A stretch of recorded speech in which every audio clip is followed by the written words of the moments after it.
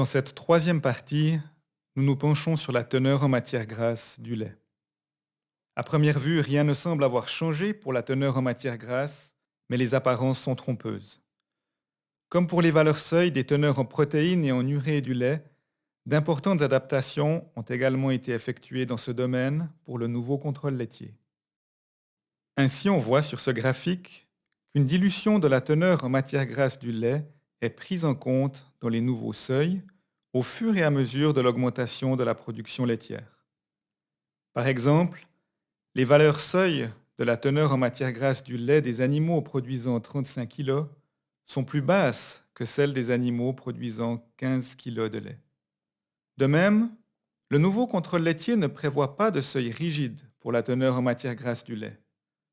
Au contraire, l'intervalle entre F min et F max représente la zone optimale dans laquelle l'animal devrait se trouver. Les valeurs seuil sont recalculées pour la teneur en matière grasse du lait pour chaque animal et à chaque mesure afin de trouver les animaux qui présentent effectivement une teneur en matière grasse du lait trop basse ou trop élevée. Concernant les valeurs seuil pour la teneur en matière grasse du lait, il faut distinguer la race Jersey des autres races. Comme celle-ci a des teneurs en matière grasse du lait plus élevées, une formule spécifique est appliquée pour déterminer ces seuils.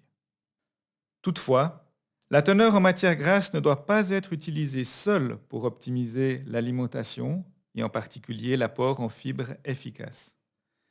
Des études ont montré que la teneur en matière grasse du lait ne permettait pas d'obtenir des informations très précises sur l'approvisionnement en fibres efficaces. L'analyse de l'alimentation et le calcul de la ration sont plus pertinents à cet égard. Dans cette quatrième partie,